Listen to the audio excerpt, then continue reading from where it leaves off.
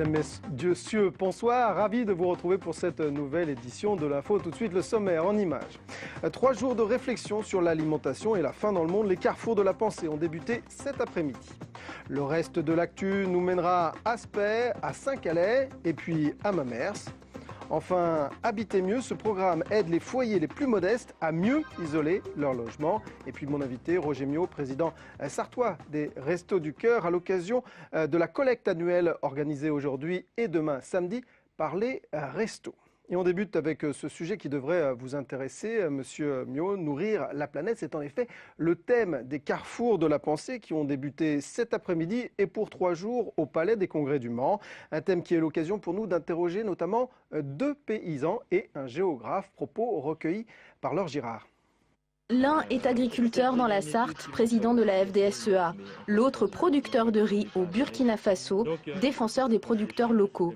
Leurs discours se répondent étrangement. Aujourd'hui, l'agriculture est tout à fait en capacité de nourrir les 9 milliards d'habitants qu'il y aura demain, sachant que ça ne dépend pas non plus que de la production, il y a aussi des problèmes de logistique, de stockage, de conservation. Il y a en fait le système de la mondialisation, de la libéralisation qui a fait que l'État a le plus priorisé l'importation au lieu de protéger la production locale. Nourrir la planète serait donc une question de choix politique au-delà des réalités propres à chacun. C'est aussi ce que pense Jean-Paul Charvet, géographe, auteur d'un atlas de l'agriculture pour le dernier numéro de Courrier International. Il participe à ce 22e carrefour de la pensée. Les techniques de production sont indispensables, il est indispensable de les moderniser, mais pour pouvoir les moderniser, il faut que les agriculteurs obtiennent un retour raisonnable sur leurs investissements. Et ce retour, il ne peut venir que d'une politique agricole adaptée, qui est donc la première condition incontournable pour nourrir les hommes, où que l'on soit. Le carrefour de la pensée, c'est tout le week-end au Palais des Congrès du Mans. Alors, Monsieur Miot, peut-être une réaction à ce sujet? Oui, une brève répartie. On disait nourrir la planète, c'est un choix politique. Oui, effectivement, c'est un choix des politiques, que ce soit l'Union européenne ou simplement pour nous le gouvernement français, parce qu'aujourd'hui, on n'a pas les moyens de nourrir convenablement, je dis bien nourrir convenablement, toutes les personnes qui se présentent au Resto du Cœur. Donc, naturellement, c'est quelque chose qui nous va bien. Quand on dit nourrir la planète, il faut se donner les moyens. Les moyens politiques. Alors vous donnez aussi les moyens en collectant aujourd'hui et demain samedi dans une 50aine de magasins de la Sarthe, différents types de produits, pas uniquement des denrées alimentaires, pas uniquement les fameuses pâtes ou nouilles. Qu'est-ce que vous cherchez comme type de produits? Oui, enfin les pâtes en font partie, mais c'est surtout les protides, les conserves, les petits pots pour bébés, les couches, des produits qui sont chers bien sûr, donc là c'est un petit peu plus difficile, mais c'est surtout, il nous faut des protéines, l'accompagnement dessert, quoi. Comme on dit, c'est le triptyque aujourd'hui pour avoir des repas équilibrés. Et alors, ces denrées, vous allez les récupérer, on le voit un petit peu on verra sur ces images, vous allez les récupérer pour assurer ce qu'on appelle l'intercampagne notamment. Oui, parce que contrairement à ce qu'on peut dire aujourd'hui, j'ai déjà entendu dire, les restos, ils ferment fin avril. Non, on ne ferme plus. Les conditions sont différentes, mais à partir d'avril jusqu'à novembre, on est ouvert. C'est ce qu'on appelle l'intercampagne. On ne peut pas, bien sûr, servir toutes les personnes qu'on souhaiterait, parce que aussi les produits ne vont pas suivre. Que ce soit les produits qui viennent de la dotation, de la dotation européenne, ou tout ce qu'on peut acheter, si vous voulez, grâce aux dons, mais des dons des magasins, surtout on a la chance en Sarthe d'avoir beaucoup de dons et une ramasse importante. En fait, c'est une période de moindre activité, c'est-à-dire que vous n'êtes pas ouvert tous les jours, mais vous êtes ouvert en général une fois par semaine. Une fois par semaine, oui. Une fois par semaine, donc d'une façon assez régulière. Certains centres ruraux sont peut-être ouverts un petit peu moins. Les chiffres de l'an dernier, Monsieur Miot, parlaient de 74 tonnes collectées acté en 2011. C'était moins qu'en 2010. Est-ce que vous êtes inquiet de cette tendance ou pas? Un peu, parce qu'aujourd'hui, les gens, on l'a vu tout à l'heure dans les magasins, vous êtes venus, les gens nous disent, bah oui, mais j'aide déjà mes enfants, moi-même je suis dans la précarité, donc c'est quelque chose qu'on n'entendait pas forcément les années précédentes.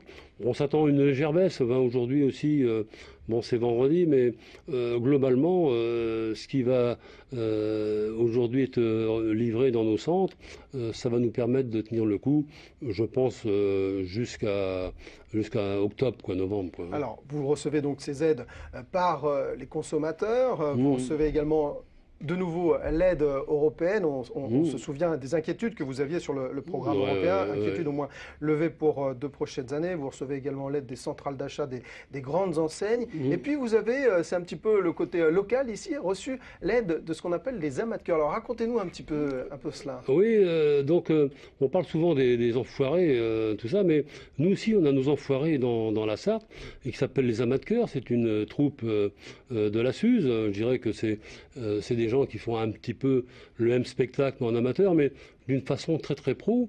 Ce qui est remarquable, c'est que ces gens-là abandonnent la totalité des entrées.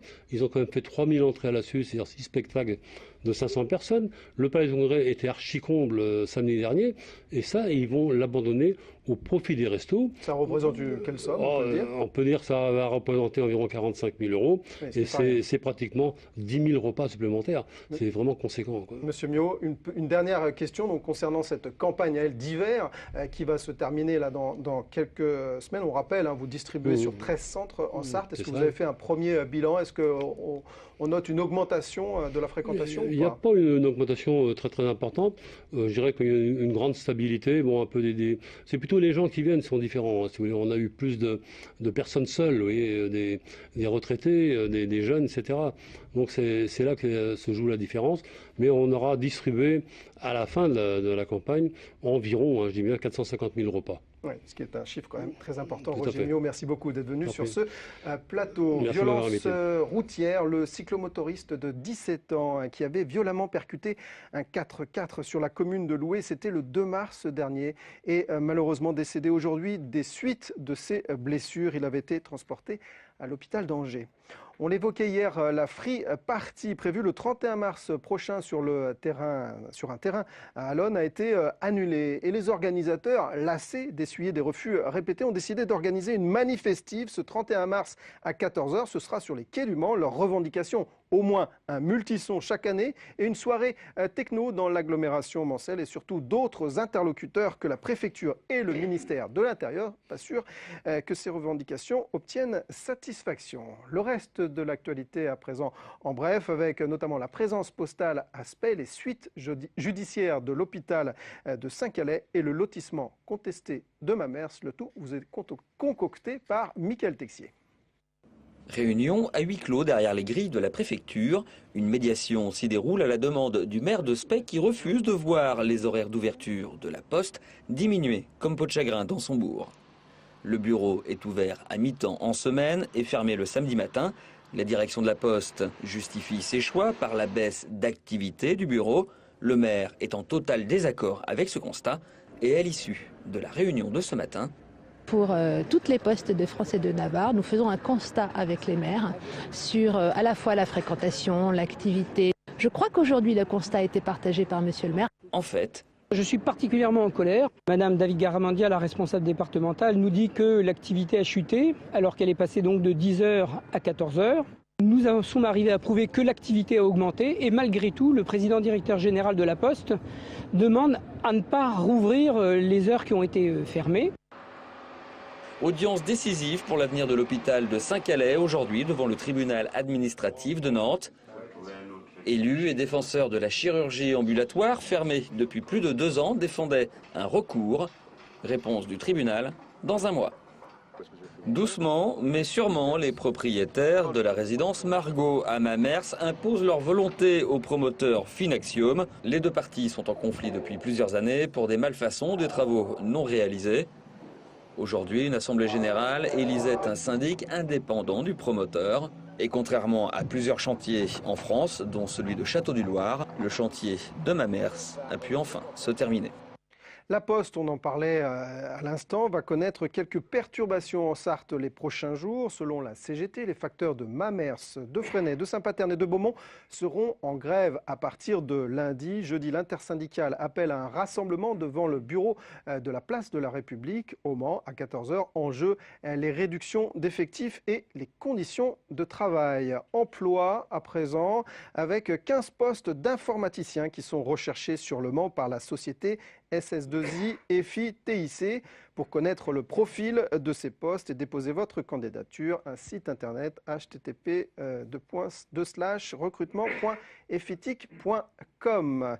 La précarité énergétique, cela existe et tout le monde n'a pas forcément les moyens de mieux isoler son logement. Il existe pourtant un programme d'aide proposé par l'État et le département de la Sarthe. Son nom, Habiter mieux. À Lombron, la famille Sévin a bénéficié de ce dispositif, un sujet de Karma Duquesne. La famille Sévin vient de passer son premier hiver au chaud, mais pour cela, toute l'isolation de leur maison a été refaite. Avant, on avait froid sur l'ancienne bâtisse, donc on a fait intervenir des artisans pour faire l'isolation extérieure.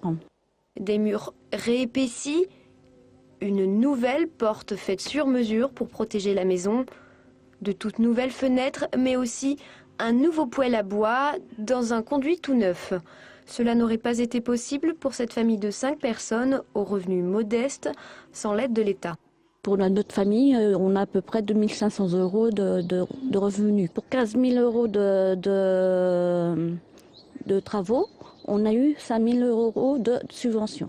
Et le cas de la famille Sévin n'est pas isolé puisqu'il fait partie du programme Habiter mieux en Sarthe, signé jeudi par différents acteurs territoriaux sartois. Habiter mieux, c'est un grand programme national, 1,3 milliard d'euros, complété par les financements du Conseil général, par l'appui également des caisses de retraite, des caisses d'allocation familiale, mutuelles sociales agricoles, avec des relais bancaires également efficaces. Pendant les 7 prochaines années, l'État et l'ANA, Agence nationale de l'habitat, et le Conseil général vont distribuer des subventions pour la réalisation de travaux de rénovation thermique pour les foyers aux faibles ressources. L'idée, c'est d'aider effectivement ces personnes dans cette situation, que ce soit des personnes démunies, que ce soit des gens qui vont, au moment de la retraite, avoir une chute de revenus très importante, de les aider à se préparer le mieux possible et donc à éviter l'inconfort financier ou l'inconfort thermique. Pour savoir si vous pouvez en bénéficier, renseignez-vous au bureau de l'ANA. Objectif, rénover 425 logements sartois par an. Des nouvelles à présent de Benoît Souliès qui participe à la Bouvet-Guyane, cette traversée à la rame de l'Atlantique. Le Sarto-Toulousain devrait franchir la ligne d'arrivée dans la nuit de samedi à dimanche, probablement en 9e position sur les 23 concurrents partis du Sénégal le 29 janvier dernier. Au dernier pointage ce vendredi midi, Benoît Souliès avait encore un peu plus de 120 000 à parcourir jusqu'aux côtes de la Guyane. Cette édition 2012 a été remportée mardi par Pascal Vaudet en 37 jours, 10 minutes et 26 secondes. Et comme chaque soir depuis mercredi, on revient sur le Festival des photographies qui ouvre ce samedi au Mans. Aujourd'hui, son directeur Yves Bress nous commente une photo d'Estelle Lagarde exposée au centre Paul Courboulet.